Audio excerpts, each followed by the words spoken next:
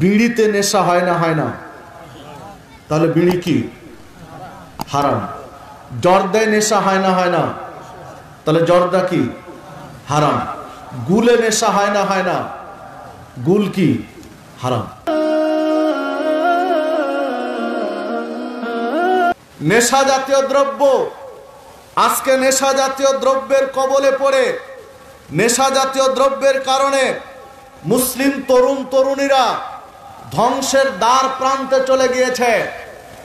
School পর্যায় থেকে শুরু করে প্রাইমারি পর্যায়ের ছাত্ররাও নেশার কবলে আসক্ত। বর্তমান সমাজে প্রাইমারি লেভেলের ছাত্রদের কাছেও মাঝে মাঝে নেশা জাতীয় দ্রব্যের অবস্থা দেখা যায়। এই জন্য আপনাকে আমাকে সতর্ক হতে হবে, সাবধান হতে হবে। রাসূলুল্লাহ সাল্লাল্লাহু আলাইহি ওয়াসাল্লাম নেশা জাতীয় দ্রব্য কি, নেশা কাকে বলে উদাহরণ দিলেন, সংজ্ঞা দিলেন, বিশ্লেষণ করলেন। ইবনে ওমর রাদিয়াল্লাহু আনহু বলছেন, রাসূলুল্লাহ সাল্লাল্লাহু আলাইহি ওয়াসাল্লাম বলেছেন, কুল্লু মুসকিরিন খামরুন, প্রত্যেকটা নেশা জাতীয় দ্রব্য মদ, অকুল্লু খামরিন হারাম, আর প্রত্যেকটা নেশা জাতীয় দ্রব্য হারাম। যেই জিনিস খেলে পান করলে নেশা হয়, যেই জিনিস খাওয়ার মাধ্যমে পান করার মাধ্যমে নেশা হয়, ওই জিনিস মদ এবং সেটি হারাম। প্রত্যেকটা নেশা জাতীয় দ্রব্য মদ এবং প্রত্যেকটা নেশা জাতীয় দ্রব্য হারাম। সহিহ মুসলিমের 5336 নম্বর হাদিস। আল্লাহ রাসূল সাল্লাল্লাহু আলাইহি সাল্লাম বলছেন, কুল্লু মুসকিরিন হারাম, প্রত্যেকটা নেশা জাতীয় দ্রব্য হারাম। এই পৃথিবীতে যত জিনিস রয়েছে যদি তার মাধ্যমে নেশা হয় সেটি হারাম। সহিহ বুখারী 7172 নম্বর হাদিস।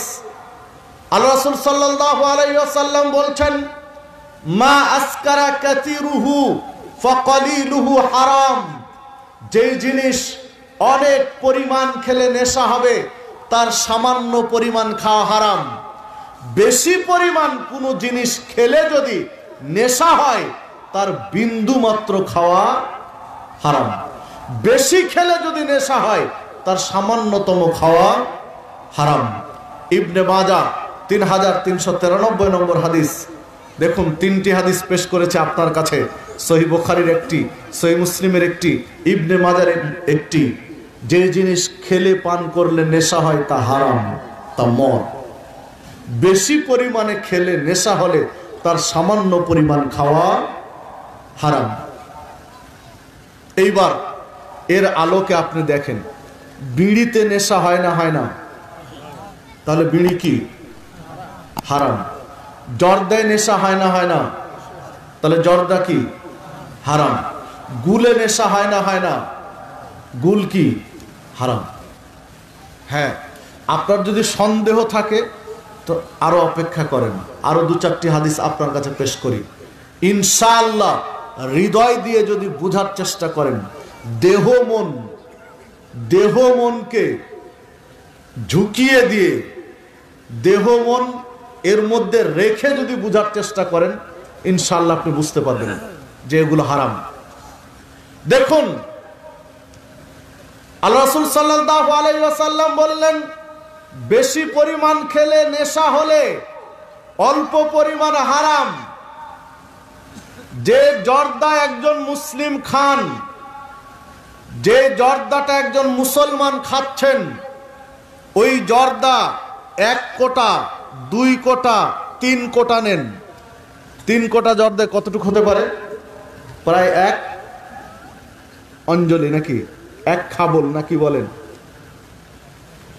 সবারই তো 1 মুঠ, তো এটা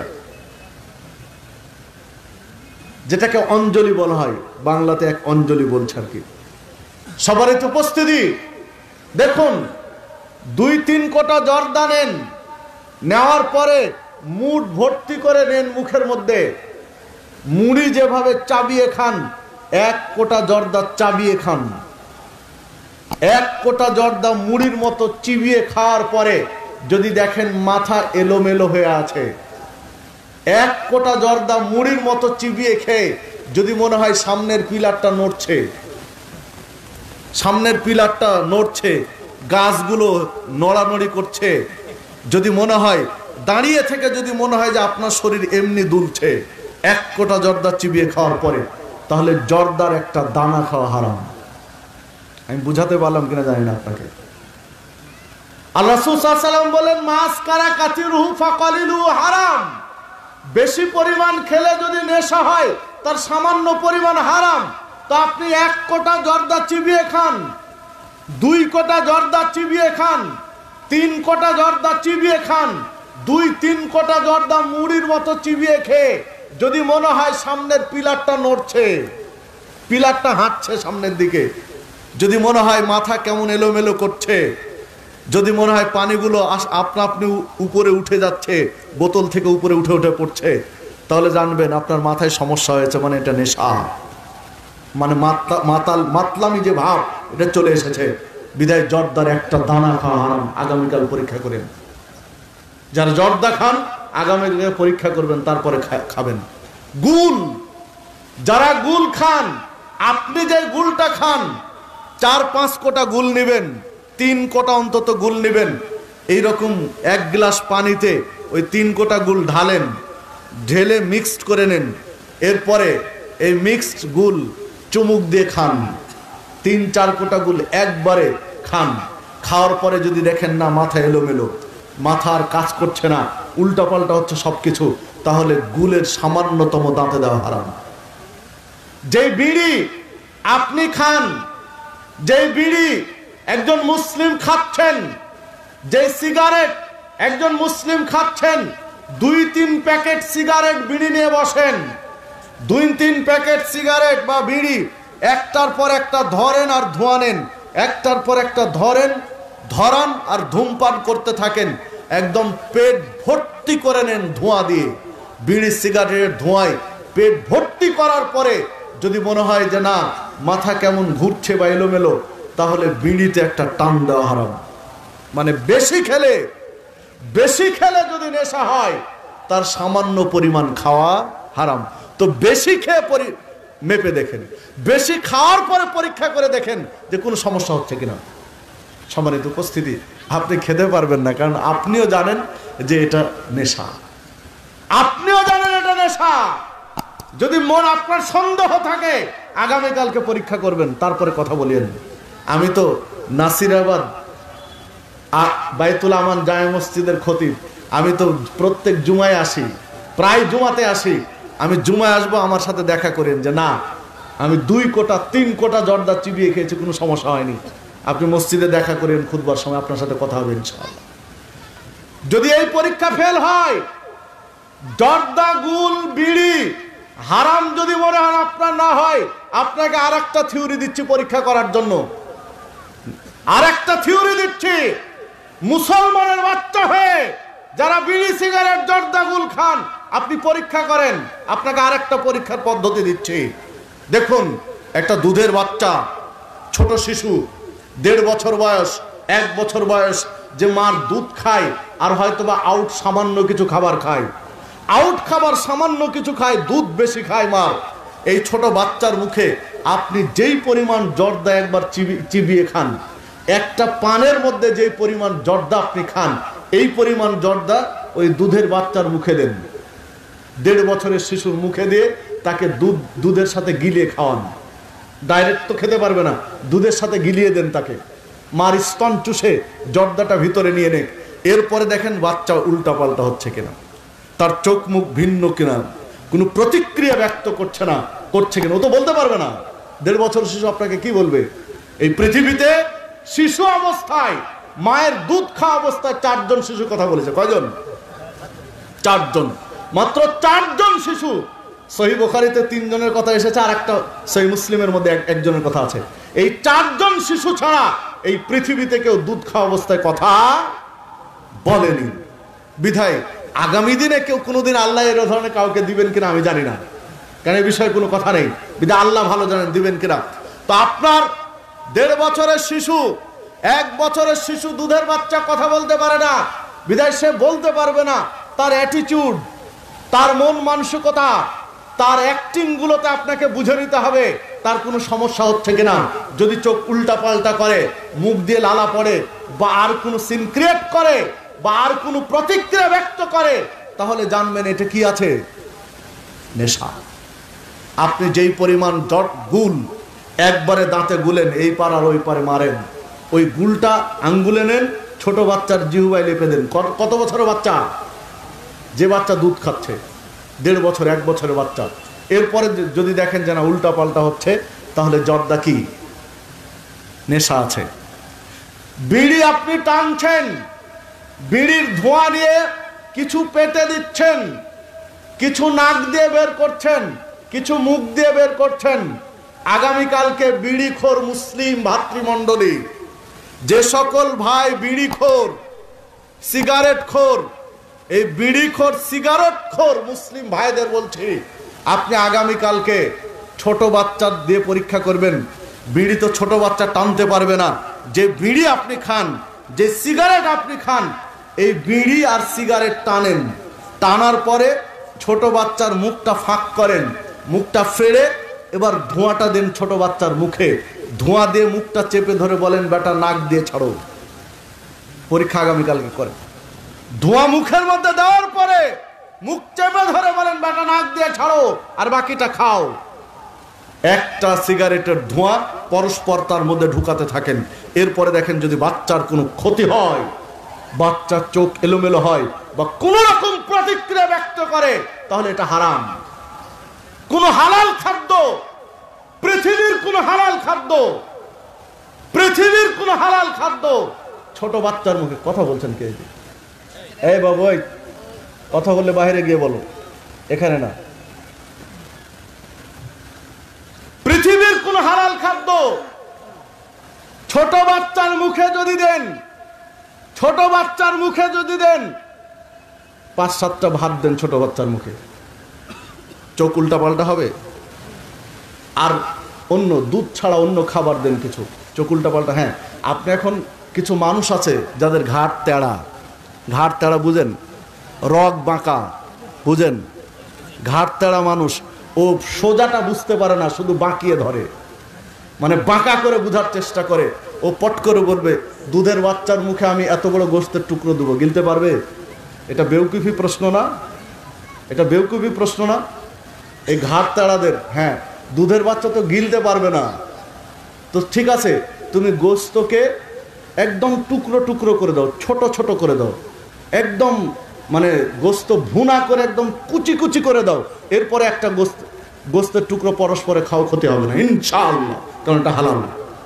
আমি বুঝাতে পারলাম কিনা যায় না। সবার তো উপস্থিতি যে কথা বলছিলাম, বিড়ি, সিগারেট, জর্দা, গুল, এভাবে হিরোইন, ফেন্সিডিল, ইয়াবা, অনুরূপ ভাবে দেশি বিদেশি মদ যা সমাজে চলছে সব একই কোয়ালিটির। এর মধ্যে ভালো আর মন্দ নেই, এর মধ্যে ভালো আর খারাপ নেই। বিদেশি মদ খেলে যে পরিমাণের পাপ হবে, জর্দা দিয়ে 1 খিলি পান খেলে সে পরিমাণের পাপ হবে।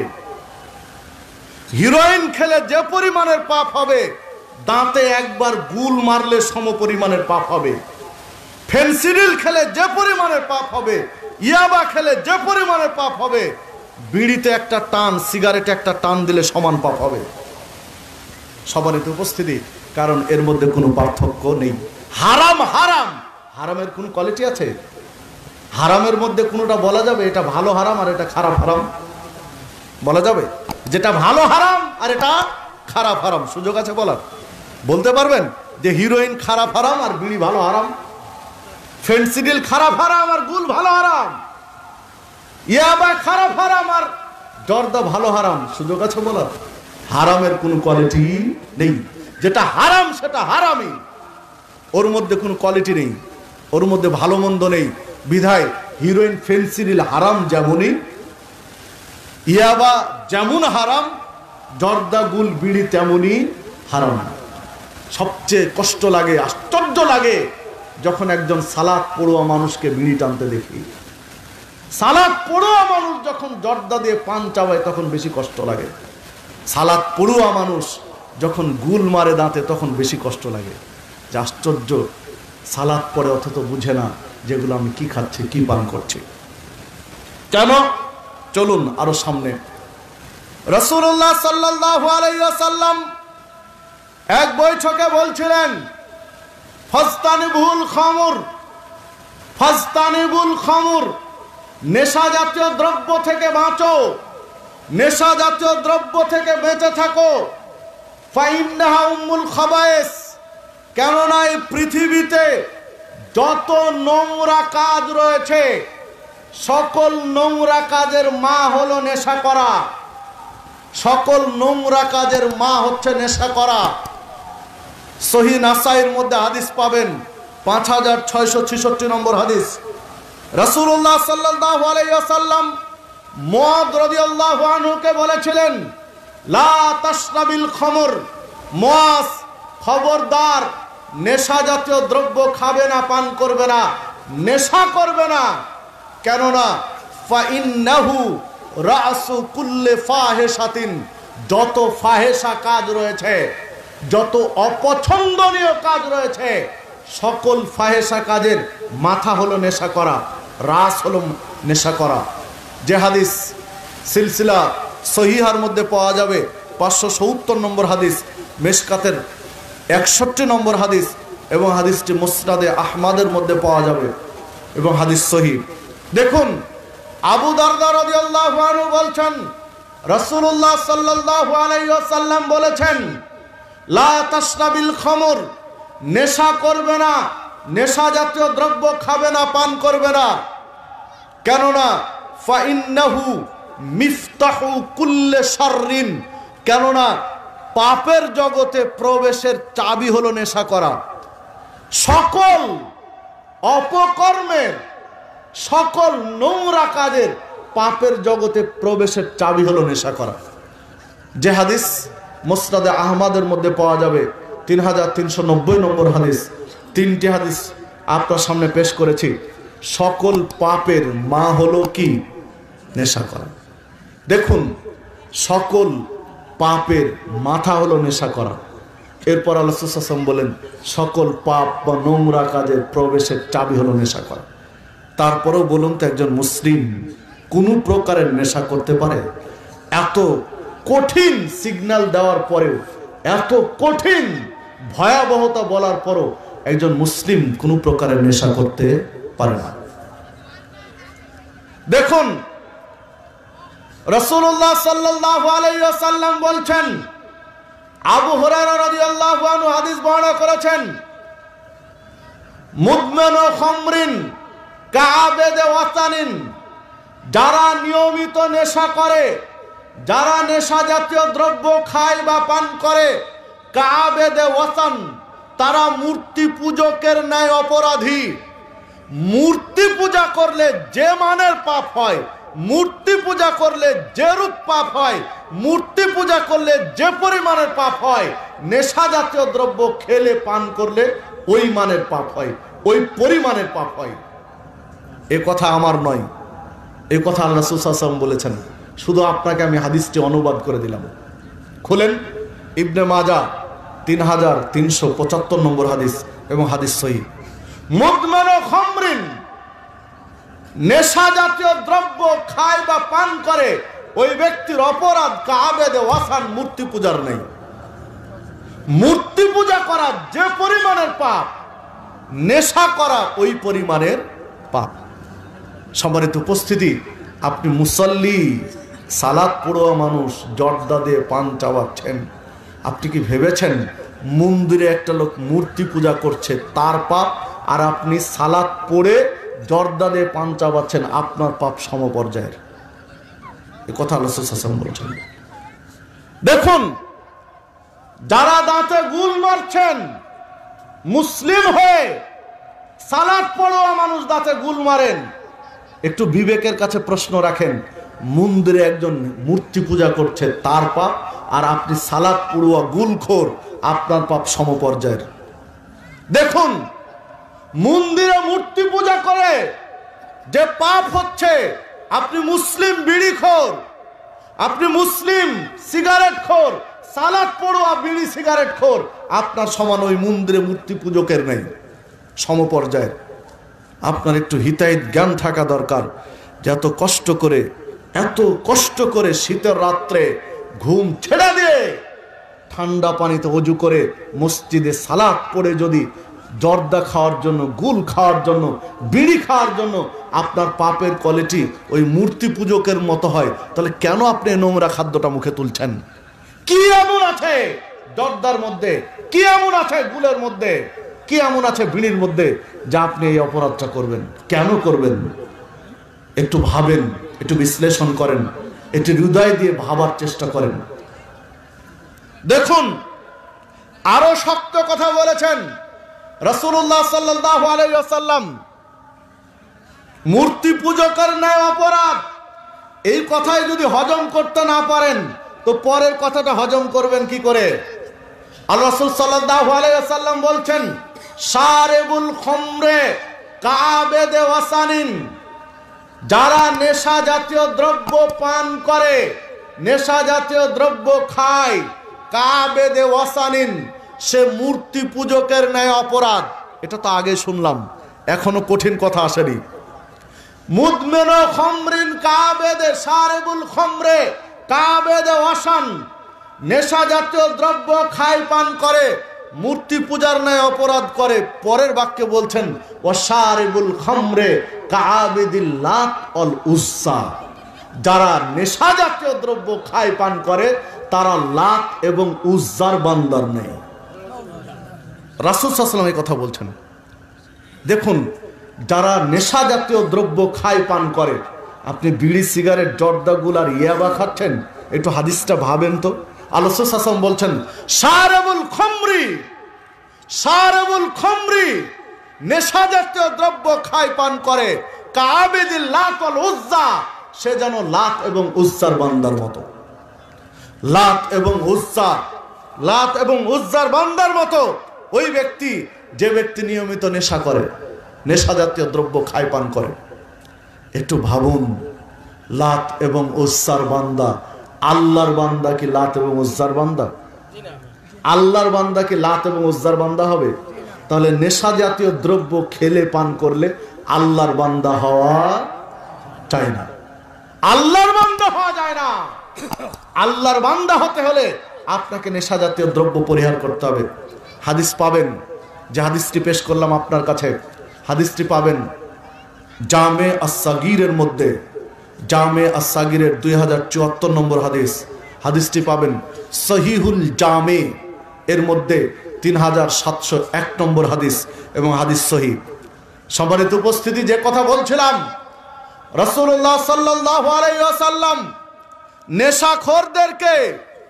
নেশাখোরদেরকে আল্লাহর বান্দা থেকে আলাদা করে দিলেন, আল্লাহর বান্দা থেকে বের করে দিলেন, তাদেরকে লাত এবং উজ্জার বান্দার পর্যায়ে নিয়ে চলে গেলেন। আর বাস্তব তো তাই। যদি নেশা জাতীয় দ্রব্য খাওয়া পান করা যদি মূর্তি পূজার ন্যায় অপরাধ হয়, মূর্তি পূজা যারা করে তারাই তো লাত এবং উজ্জার বান্দা। আর নেশা জাতীয় দ্রব্য করে তাদের পাপ যদি সমান হয়, তাহলে লাত এবং উজ্জার বান্দার সমানিত তারা। সম্মানিত উপস্থিতি, দেখুন রাসূলুল্লাহ সাল্লাল্লাহু আলাইহি ওয়াসাল্লাম আরেক জায়গায় বলেছেন, ওমর ফারুক রাদিয়াল্লাহু আনহু, আবু বকর সিদ্দিক রাদিয়াল্লাহু আনহু সালেম ইবনে আব্দুল্লাহকে বলছিলেন, যাও আমর ইবনুল আসের কাছে শুনে আসো পৃথিবীতে সবচেয়ে বড় পাপ কি। শুনে এসে বললেন, পৃথিবীতে সবচেয়ে বড় পাপ কি বলুন তো? শিরক করা। আর সবচেয়ে বড় পাপের কথা বলেছি, সবচেয়ে বড় পাপ শিরক করা। এক, এর সাথে আরেকটা আজকে যুক্ত করে বলবেন, শিরক করা এবং তারপরে হলো নেশা করা। শিরক করা, এরপরে কি? নেশা করা। পৃথিবীতে সবচেয়ে বড় পাপ শিরক করা, এরপরে যেটা সেটা হলো কি? নেশা করা। দেখুন আল্লাহ রাসূল সাল্লাল্লাহু আলাইহি ওয়াসাল্লাম বলেছেন এর কথা, যখন সালেম ইবনে আব্দুল্লাহ শুনে আসলেন আমর ইবনুল আসের কাছে, আবু বকর উমর মেনে নিলেন না, যে না, আমরা তো জানি শিরক করা পৃথিবীর সবচেয়ে বড় পাপ, তুমি আবার বলছো যে না নেশা করা, তো চলো আমরাও যাই। মানে যেই বৈঠকে আল্লাহ রাসূল সাল্লাল্লাহু আলাইহি ওয়াসাল্লাম এই বিষয়ে আলোচনা করেছিলেন, ওই বৈঠকে আমর ইবনুল আস ছিলেন, ইনারা ছিলেন না। তাই উনার কাছে জিজ্ঞাসা করতে চলে গেলেন। আমর ইবনুল আসের কাছে গিয়ে বলছেন, পৃথিবীতে সবচেয়ে বড় পাপ কি? আপনি আল্লাহ রাসূল সাল্লাল্লাহু আলাইহি ওয়াসাল্লামের কাছে কি শুনেছেন? উনি বললেন, পৃথিবীতে সবচেয়ে বড় পাপ নেশা করা, মানে শিরিকের পরের নেশা করা। শিরিক করার নেশা করা সমপর্যায়ের পাপ। তাহলে সবচেয়ে বড় পাপ না? মূর্তি পূজা করা তো শিরিক, স্পষ্ট শিরিক। তো মূর্তি পূজা করার নেশা করা যদি সমান পাপ হয়, তাহলে দুইটা পাপ সমান না? নেশা করা আর শিরিক করা।